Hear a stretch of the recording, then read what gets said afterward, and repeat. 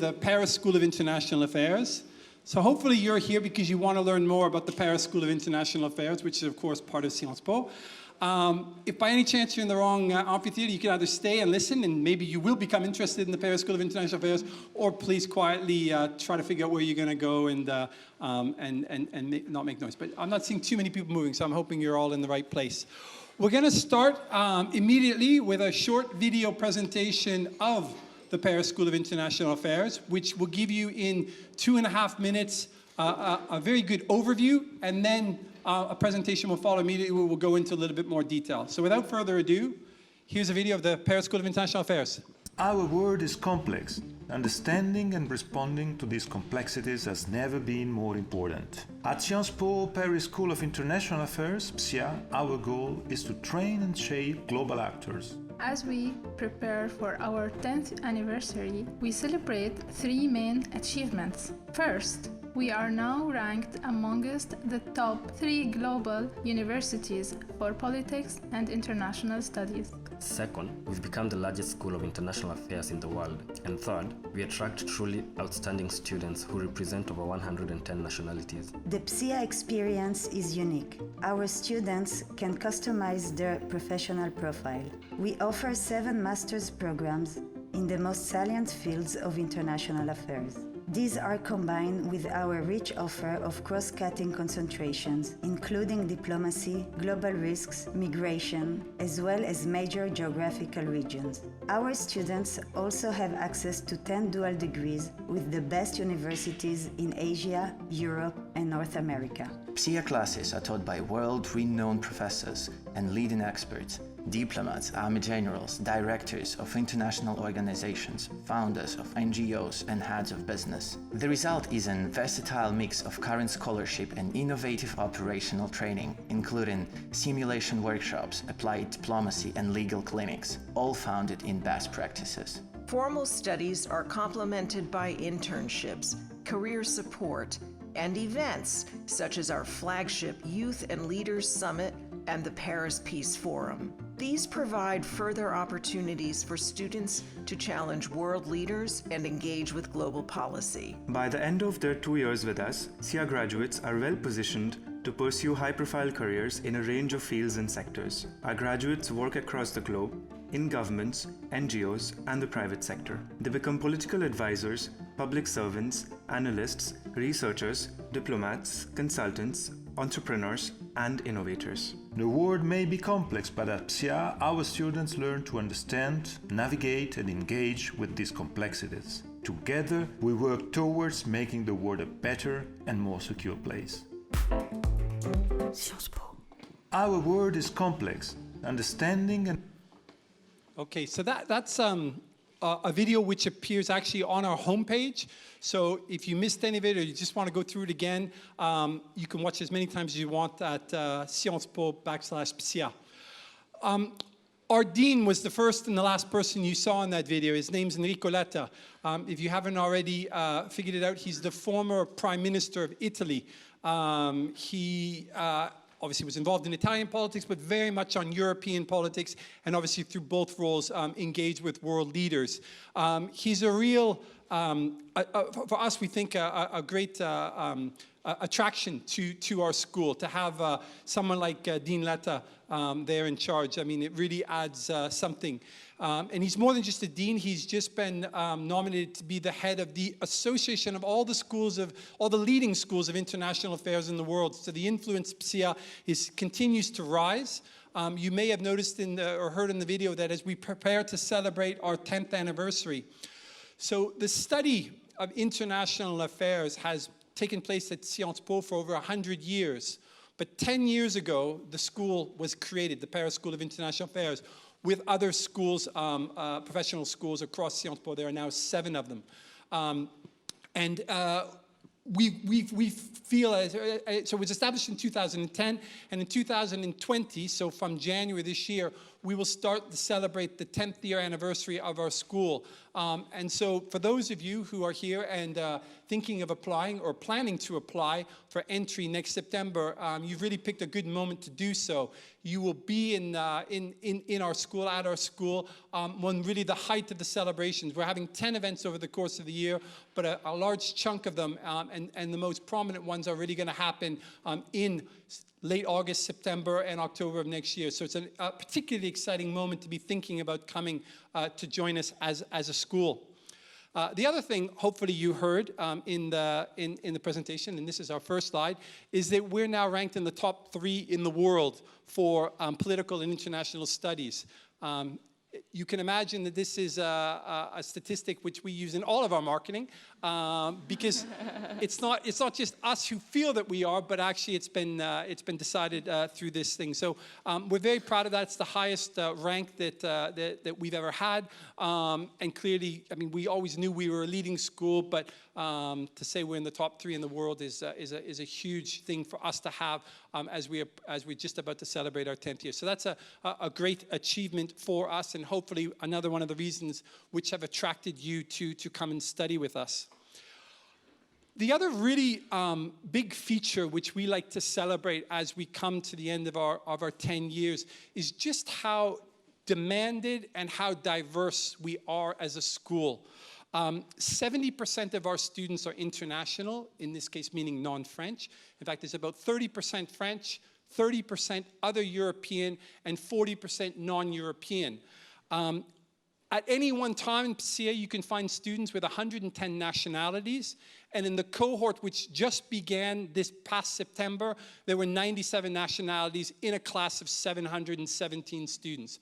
I'm not sure there's a more internationally diverse School of International Affairs in the world. I would be surprised if there was. I've worked at other universities before, which were incredibly diverse, but I mean, this concentration in a relatively small, I mean, it's a big school in terms of graduate schools, but in terms of a population of 700, to have 90 plus, almost 100 nationalities represented is quite extraordinary. We have a large number of courses which are on offer, and our faculty is also diverse. We have half of them are academics. Only some of them come from Sciences Po. In fact, the majority come from other universities that we're able to attract from other countries in Europe, and indeed sometimes from overseas. And the other half of them are practitioners, people who are still working in their professions, whether it's international organizations, governments, ministers, ambassadors, or non-governmental organizations, even the private sector. We have really this sort of perfect balance almost between the theoretical, the academic, and the practical, the practitioners. And we think that that's a huge strength of our school, and again, hopefully something that has attracted you to us. We are, of course, officially a bilingual school, but the language most common, and in fact the only language we ask for admission to PSIA, is English. And as you can see, 73% of the courses on offer are in English. You can, of course, study courses in French, and in fact we encourage our students to do so, but it's not possible to actually do a degree without doing at least some of the courses in English, which is why English is required. You can do the whole program only in English, but you can mix the two as well. So I've said that there's no French language, but also you can see, I mean, it's not, really the globe is represented at PSIA. It's Africa, maybe a little bit less so, but it's something that we're working on. We have a partnership with the MasterCard Foundation, and this year we had 5 scholars funded through the MasterCard Foundation from the African continent to come and study with us. So we have 7 master's programs. So you enter a School of International Affairs, not to do a master's in international affairs, but to do a master's in one of these 7, the most salient fields of international affairs, ranging from economic policy, international development, and international security. So you really are picking something a bit more precise than international affairs. You're picking a discipline which you are most interested in. And we also have a combination. So the default is you apply for a 2-year program, a 2-year master's program at PSIA, and you do one of these 2 programs over the course of 2 years. But there are other alternatives to that. One is that we have a joint master with the Sciences Po School of Journalism. And that's a program where you mix, over the course of 2 years, courses in our school and courses in the School of Journalism. And at the end, you come out with a master's in journalism and international affairs. We have a one-year master's program, which is specifically for people who have at least 5 years of professional experience, although the average actually for our one-year program is closer to 7, or for people who are thinking of transitioning from a first career in something into a second career. That program can also be a helpful way through for that. And most importantly, and a significant attraction again to our school, is the fact that we have 14 double degree programs. And double degree programs are where you combine a year of study with us here in Paris with a year of study at our partner institutions. And you can see there that we have 10 of our partners are international, 4 of them are here in France, and they're not all schools of international affairs. So Georgetown in the US is a combination of international affairs with law. Here in France, we have a program with Sorbonne University, which has been around for a long time, and that combines environmental policy with us, and environment with them, but more of a science dimension. It's a more science school as opposed to a social science school. So we mix the science with the social science. We mix social sciences with law. We have this combination. We have 2 others as well. 3 others as well. Sorry, Saint-Cyr, which is a military school that's only available for French nationals, and then AgroPéritech and ISA Supero, which are 2 engineering schools, which is a combination of English and French for those. So those are our specific programs. We also, you pick one of these 7 main master's programs, and then you combine it with our concentrations. If you're here for 2 years, you do 2 concentrations. If you're in one of those other programs, the joint, the double programs, then you only do 1 concentration. You can see there's a vast array. There are 20 of them, a mix of regional and thematic. The offer, we think of these as sort of cross-cutting issues that can be as relevant to any of those 7 master's programs equally. We've done the calculation, and there's something like 3,000 different combinations. If you were going to take 1 master and 2 concentrations, the number of possibilities is over 3,000. And given that we only have 1,500 students in total, there is no right combination for you. It's you decide what you're most interested in. Think about how you can create a narrative to explain why you combine, for example, international security with diplomacy in the Middle East. Actually, that's a pretty easy one. But you can whatever you pick, I mean, you can think through why you're combining those subjects, and therefore it's a legitimate path for you to take. For something new, as you get to 10 years and you rise to number 3 in the world, that's the last moment when you want to stop and stand still and just take all the credit and celebrate what's going on. Actually, what you really want to do is move from strength to strength. And so we did a big review of our degree structure involving students, involving faculty, and an international benchmark. And we felt that we could make our curriculum even stronger. And so we have a new degree structure for those who will start in 2020.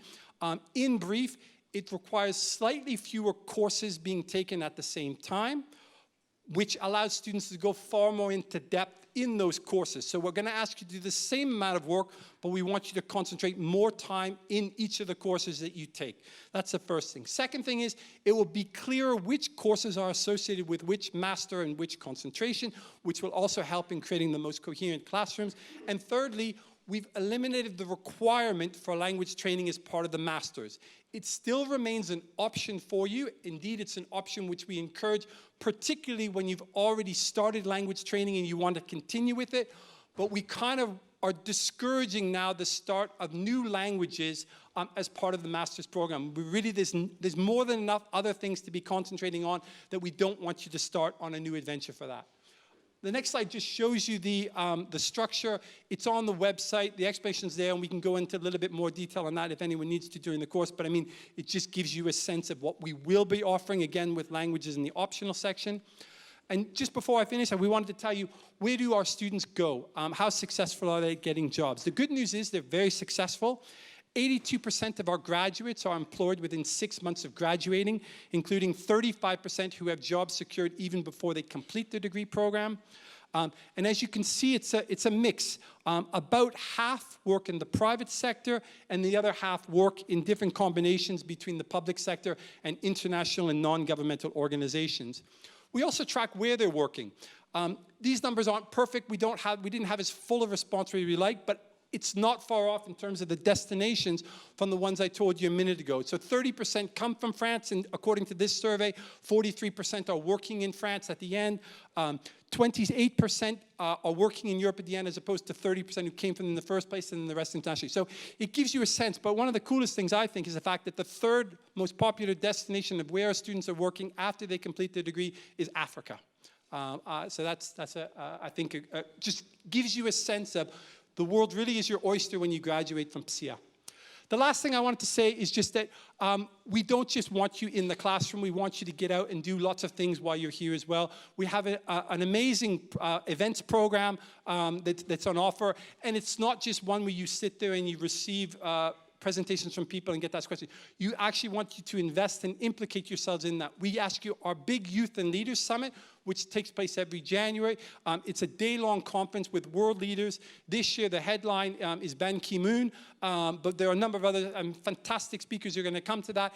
You guys, as the students of the school, organize it. You help to decide what the theme of it's going to be, and you get to work to make it all possible. The Paris Peace Forum is another one, which was just 2 weeks ago. 150 students from PSIA were volunteering at that event. So we really think that that's an important part of what we do. That's all I wanted to say in terms of an introduction. I now want to introduce Violetta, who's a student on the International Security Program, and she's going to give you a student perspective, unswayed by us, in terms of what advice she would want to give you about studying at PSIA. Good afternoon, everyone. Firstly, thank you so much for taking the time to come and check out PSIA. My name is Violetta Stasiewicz, and I'm currently a second-year student, and I'm studying international security, and I picked my concentration as Africa and diplomacy, and I chose the internship track for my third semester, and I just came back from doing my internship at the European Union delegation to Kenya. And today I wanted to tell you a little bit more about the process of how I chose the program, what does it mean to be a PSIA student, and also some tips on applying. So I chose my program because I was very interested in security issues in East Africa, because I lived in Kenya and Tanzania, and I was very much affected by the terrorist situation there, and this was something that I thought that it would be very interesting for me to do research on, and maybe to then go and develop through the internship. So for me it was quite easy, but I know that as prospective PSIA students, you have so many interests, and sometimes you don't know if you want to do environment, or maybe energy, or maybe security. So the 3 tips that I would consider thinking of would be to firstly think, of course, of what you're most interested in. Secondly, of what kind of career goal do you have? So for example, if you want to work in diplomacy, or if you want to work as a program manager, for example, at the UN, or maybe you have some other careers that are very much more specific. And thirdly, what kind of skills and knowledge do you need to get there? So for me, again, it was quite easy because I was interested in security, and then I was thinking of working in diplomacy, and I already had some experience from living in Africa. So I just put it all together. But don't you worry, if you pick Africa, it doesn't mean that you can't have any other subjects on different continents. For example, I took a course on the politics of the Middle East, or for example, I took a course on geopolitics of energy. So even though I was studying something completely different, I was still able to kind of satisfy my different interests. So I would advise you to go on the website and look what kind of courses are offered, and then just try to put it all together so that it, satisfies what you desire to be doing, what kind of skills you want to get, and so on. Secondly, what does it mean to be a PSIA student? And as it was already presented, I think it's such an individual thing, because at the end of the day, you have very specific interests, as we just discussed, and then you pick the PSIA careers. There's so many events going on. There's so many also careers workshops that you can take. So for example, this was something that I was focusing on during my first year. I was taking a lot of careers workshop on how to write your CV, and how to write your motivations letter, how to prepare for interviews, because if you want to do an internship, this is some skills that you need. But then there are a lot of people who focused on other things. There were people who, for example, started, I know you wouldn't be able to start a new language, but I have some friends who started Arabic, and that took quite a lot of their time. Or I was also interested in going to different events since I would like to be a diplomat one day. I was taking part in a lot of conferences, events. The mentioned Paris Peace Forum, I volunteered for it last year. And I got a volunteering position as an assistant to a Kenyan delegation. So I was able to meet with the president, Uhuru Kenyatta, which was quite special since I lived in Kenya before and I can speak Swahili, so I could practice my Swahili with the president, which was pretty cool. But again, not everyone is interested in these things. Maybe you will be more interested in some consulting work and things like that, but PSIA is really, you can find these things everywhere. And finally, I chose to focus on networking and on working in general. So I got, for example, a position as a tutor/teaching assistant during a spring school.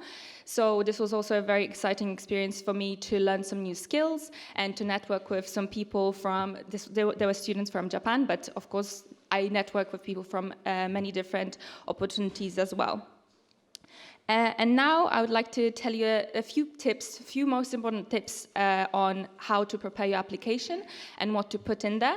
And first, and the most lame one, is to start early. I know how it sounds, but really you won't write a good application in a day, nor in a week, especially that, at least when I was applying, I still needed to ask for references. And of course, you can't call your professors a day before the deadline to ask them, you know. So starting early is the first part, and writing and rewriting your motivation letter. I think that it's really important to show who you are and what you're interested in, where do you want to be, but creating that narrative can be quite tricky sometimes. So it takes time, it takes sending it to your mom, to your brother, to your friends, and to your professors if they have time for that, and asking them on what would they improve. But also, I would say that show your international experiences. If you have any specific languages that you speak, and if you want to tie it together with the program that you want to be doing and the job that you want to have in the future, then of course mention that and put it into the narrative that you're going to create. And lastly, I would say that it's really important that you know what PSIA and your specific program is about. So if there is that one subject that you're interested in, do mention it and say how that one subject is going to help you getting the skills or knowledge in getting a job that you want later. You will be able to ask some questions later, but that will be it from me now. Thank you. Thank you very much. Let me also just introduce Mimi Mangtwenten, who's one of our academic advisors. In fact, all of them are here today, as well as our career education advice manager. We've got a number of people here to answer specific questions. But we thought we'd use this time now to take a number of questions. And then, of course, after we'll have time to go into back to the rooms. We're in rooms 13, 14, 15, and carry on conversations. So please, questions and answers.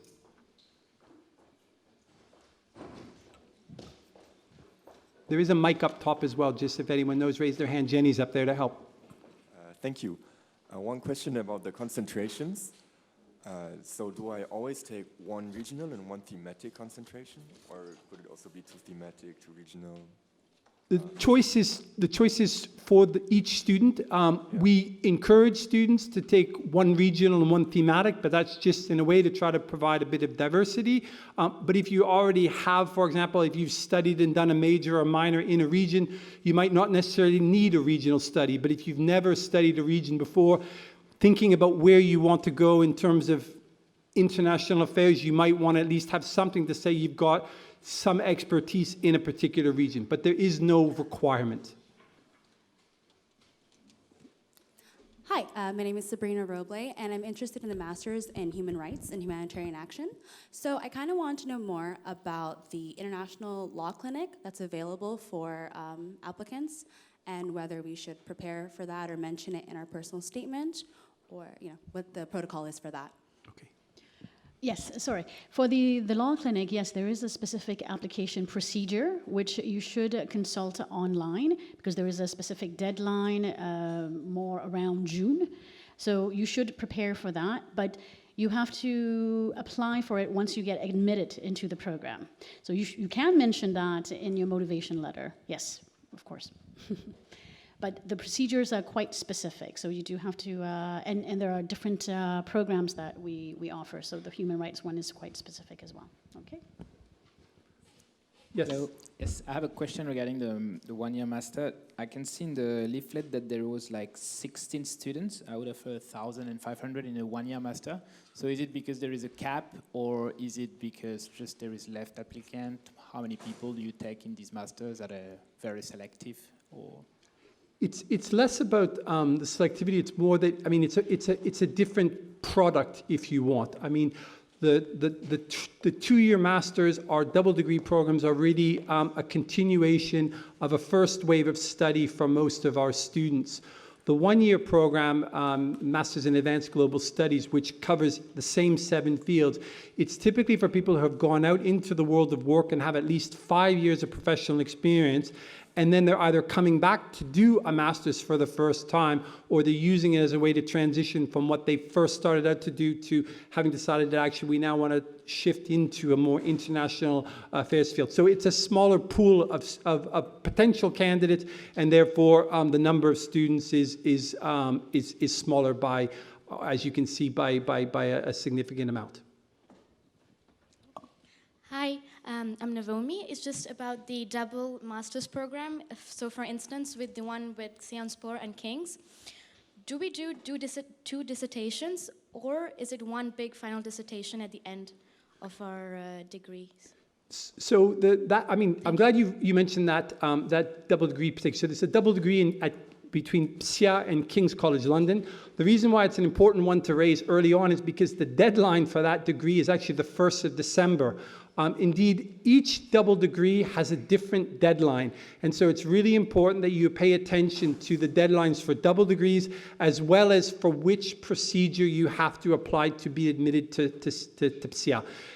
There are, I mean, unless you're within the Collège Université here already, for students who are coming from a French university, the deadline for applications is the 13th of January.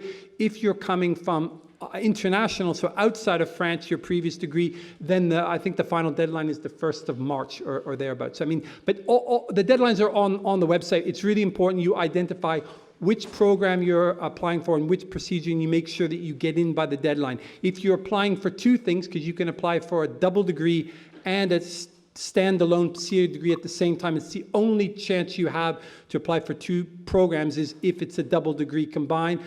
You need to apply for both at the earlier deadline. So that's just in terms of deadlines. Please look carefully at deadlines to make sure you don't miss the opportunity. So going back to your question about King's, at PSIA, we don't have a dissertation requirement in our program, 2 years, or indeed on the combined program. There is an option to do a master's thesis for students on the 2-year program as one of the 3rd semester options. So essentially, in specific answer to your question, in the double degree between PSIA and King's, the only dissertation you'll be required will be by King's at the end of the year at King's. I hope that was clear. Hi. I'm sorry, I can't stand here. I have a question about admission criteria and how would you assess someone's professional experience, if they have any, if they're considering to apply to a 2-year program, and how does that play a role in their assessment? And also their, for example, the number of languages they speak. And okay, I'm going to let Mimi do that because Mimi's, she does this every day. For all applicants, what we look for are 3 main criteria. So the first is academic excellence, of course. So we look at all the grades, all the programs that you've participated, and the grades that you've received. Second is your CV, pretty much what your background is in professional and or non-professional, because some students, we do have students coming from various backgrounds. So some do have some professional background, some may have little professional background, or some volunteer positions. And then the third is your motivation. Really, what we're looking for is what your goal is, your career goal, and if the career goal actually matches the program that you're applying.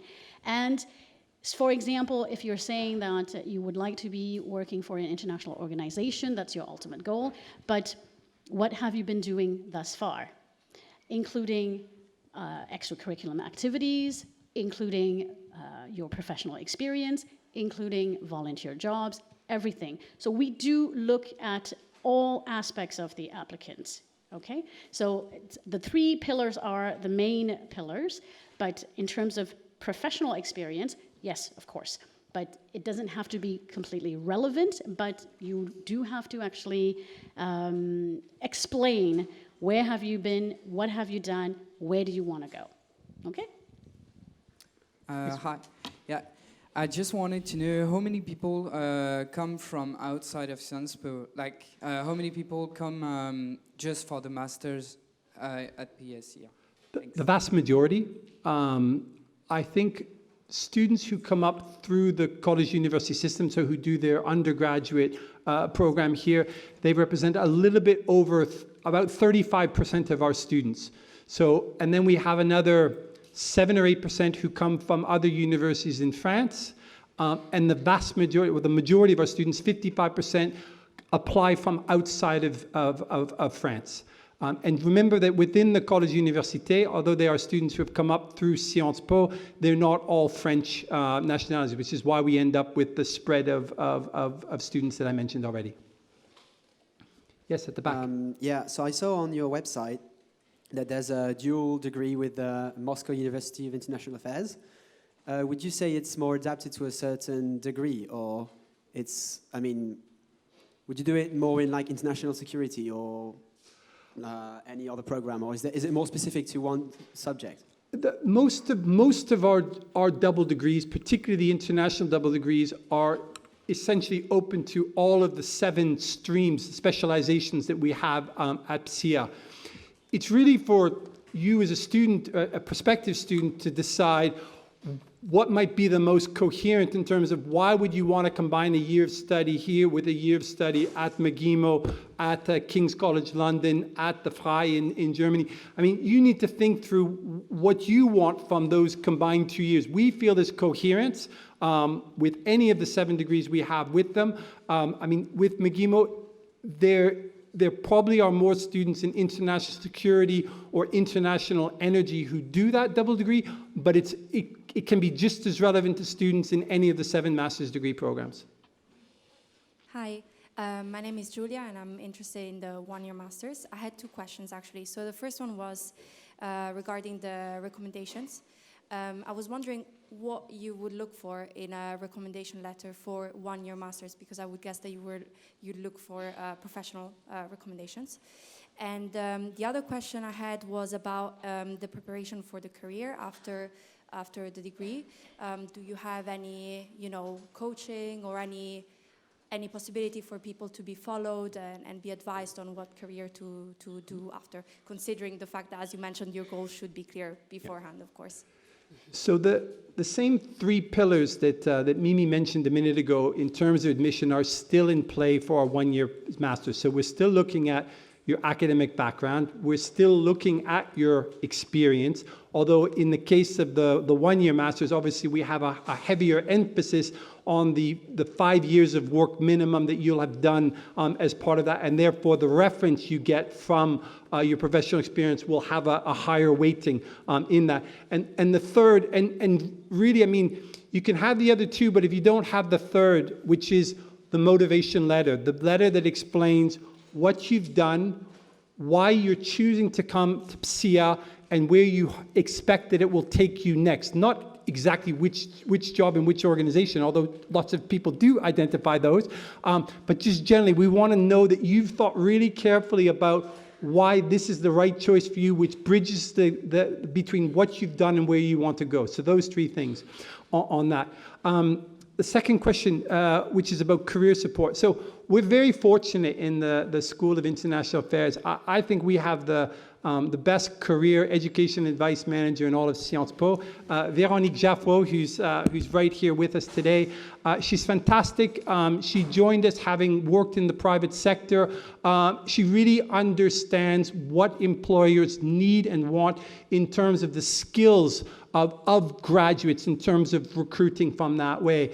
And she's continuing to develop an amazing program which combines, from the basics of how to prepare a CV, how to get down your elevator pitch, i.e. how can you present yourself in 30 seconds or 1 minute or 2 minutes, depending on how long the elevator goes up the numbers of floors, with the chief executive or whoever it is you're in the elevator with, as well as bringing in not just employers, but actually our alumni to share their stories about what they studied at PSIA and how they've used that to go on to the next thing. So I think we have fantastic career support. We're also very conscious that we need to cater to students who come from 110 countries around the world. Clearly, we don't have expertise in 110 countries, but what we have now is an alumni network from the nearly 10 years that PSIA has been in existence. And in fact, that's the big project as we prepare to celebrate our 10 years. It's really that the huge ambition from that 10 years is to really strengthen our network, our alumni network, and make sure that you, prospective students, current students, and graduates have access to and relationships with those networks. Hope that answers. Yes? Hi, my name is Claire, and I'm interested in all of the above. And I understand that you have to make a choice when you apply between a professional track and a PhD track. And I'm not entirely sure what I want to do yet. Is there any room for movement once you're in the program? Maybe I'll we actually don't have a PhD track in PSIA. We're very much a professional school, and the vast majority of students are come to PSIA with the intention of going into the world of work upon completion. We're in early discussions with the doctoral school to see if there is the possibility of a track to go from PSIA through into a PhD program here at Sciences Po. There is a small number of graduates every year who do apply for and are successful in getting accepted into PhD programs, typically not in France, but in other countries. I mean, it's just, there's a particular route one has to take to go into a PhD program at Sciences Po and in France. So we're not really geared to that. I mean, it's better to have a specific conversation if that's a route which anybody wants to take specifically into PhD. That's not what we, it's not our main goal at all. Our thrust is really about professional training for the world of work. But there is, so pick up on the other theme, is that there is, I mean, we have a very flexible degree structure which allows a lot of choice, and it allows students to be able to change tack a bit, less between the first and second semester, but certainly when you go away and do your third semester, particularly if you do an internship, if you come back and you feel that you've seen something either that you don't like and you don't want to go down that road anymore, or you've seen something that you love and you need more skills in it, you have that maneuverability to adjust to be able to divert yourself to that. And the third semester does give you some option as well in terms of if you're interested in further studies, probably a master's thesis is more relevant than doing an internship. But again, every person's different, but the vast majority are going into the world of work upon graduation. Last question is from the top. Great, we've got someone at the top. Please. Hi, I have a question regarding funding opportunities or scholarship opportunities. Are there particular opportunities for the School of International Affairs, and regarding admission and eligibility criteria? Is it based on merit? Is it based on socioeconomic status, and so on? Okay. It's a bit of a complex answer. I mean, there are people here today, specifically from the financial support team, but the short answer is there's a lot of financial support available. Within France and Europe, if you're a French or a European citizen, that's a particular envelope of support that's available to you, and it's better that you talk to the experts on that. If you're coming from an international, there are a number of scholarships. PSIA gets more than any other school because we have by far the most international applications for them. You just need to indicate, I think, upon the application that you want to be part of it. It is based on academic merit because, based on academic merit rather than financial need. So we look at who are the very top students, the ones who, all else being equal, this would make the difference in them coming to study with here because it would benefit the class as a whole. That's it in terms of time, so not to overrun and allow the next group to come in. We will now go back to the rooms which we're based in, so the rooms 13, 14, 15 on the first floor, just above the entrances. I hope that was helpful, and of course we're happy to answer more questions in the time allowed still. And thank you for Mimi and to Violetta.